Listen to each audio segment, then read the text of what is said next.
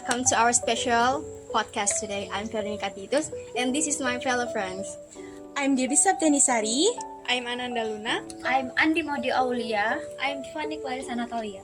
Are you guys in a good condition, or are you guys sick or something? No, I'm very well today. I'm fantastic. I'm so amazing. I'm so excited today. Okay, so we will start our podcast today, and there's a topic that will essential for us. It's about overthinking. Are you guys ever overthinking before? Yes, Every of course. night, Every night, every day. I'm just gonna ask you something that I already listed. I'm gonna ask you guys. So the first question is, how does overthinking show up in your life? For me, it's about the little things. I really like spending my free time writing stories, but sometimes it all falls apart because I overthink it. Like, I'll spend forever rewriting my story and worried how people will perceive it. Like, I'll think, did I sound too blunt, did I sound too boring, or anything else, and then I'll go back and forth editing my story until I'm stuck. Oh, I get that. But in my case, it is the big decision for me. Things like choosing whether start a job or leave.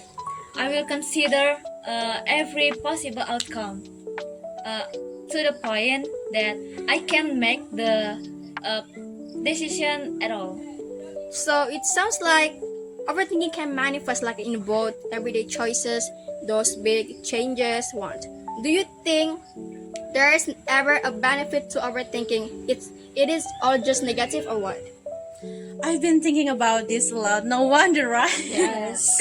I think overthinking can be useful when it pushes us to find better solutions. Sometimes when I'm working on a creative project, I rethink ideas and improve it in the process. But at the same time, if I overthink too much, I get stuck and can't finish anything. Sometimes thinking too much can be harmful. When I'm stressed, I overthink because I'm afraid to choose wrong. But the more I think, the less I do. It can be paralyzing. Well, that's like a good point. Overthinking can lead to analyze paralysis, where we're caught up, and it's possibility that we don't take any action at all. So how do you handle it when that's happened? One thing I have started doing is limiting how long I let myself think about something. If I have a decision, I give myself a deadline like, okay, you got 30 minutes to think this through, and it's time to act. But if not, I just end up thinking it's in circle. I've started that too. I also find that if I write my thoughts down, it helps clear my mind. When everything's swirling around in my head, it feels overwhelming. But when I put it on a paper, it's like I'm taking control of my thoughts. I also always try to give positive thoughts on everything. Sometimes bad things happen because of our own suggestion that overthink it. So that's why I try to think positively, to be calmer and believe in myself, so I can do things well because of the self-confidence and no mental blocking. I like that. For me, I find mindfulness helps me.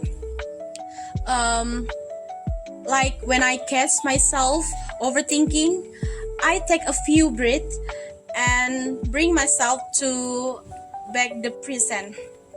Overthinking usually pulls me into the past or the future, so grounding myself in the moment is really help.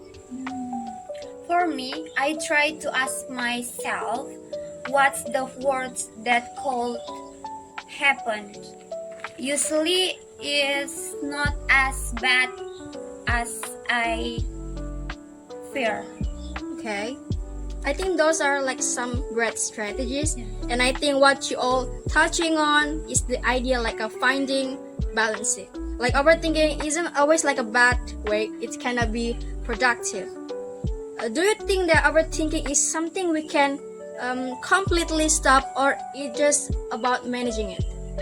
I don't think it's something you can stop entirely. It's more about recognizing when it's happening and having tools to manage it. We all overthinking from time to time, but when it starts affecting our lives, that it becomes a problem. So we have to be able to control ourselves and managing our overthinking so our lives are not affected by that. Exactly. I think it's normal to overthink sometimes, but finding way to get out of it before it takes over. Like the strategy we mentioned, writing things down, mindfulness, or giving yourself a time limit.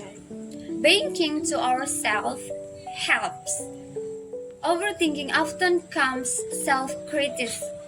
If we're kinder, it's easier to help to stop. And I have learned that no decision is ever going to be perfect, and overthinking always comes from wanting of avoid mistakes, but mistakes are repeatable. The more I accept that, the less I feel the need to overthink everything.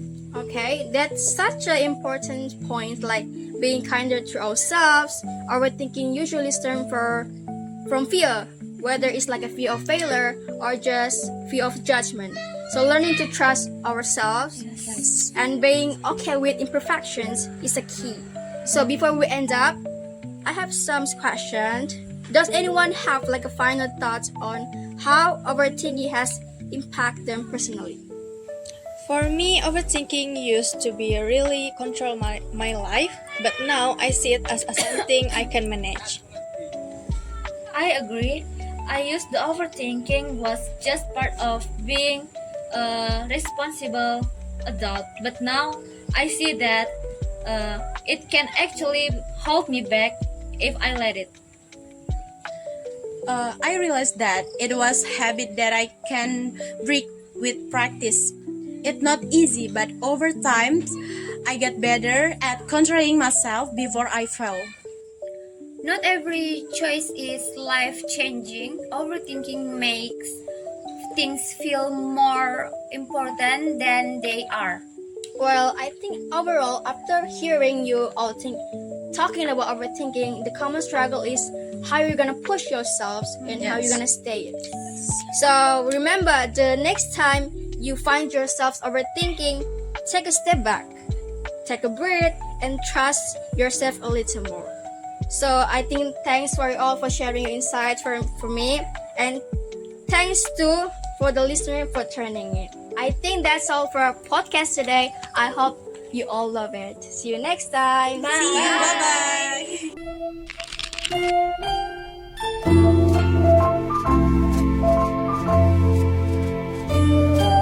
Meanwhile.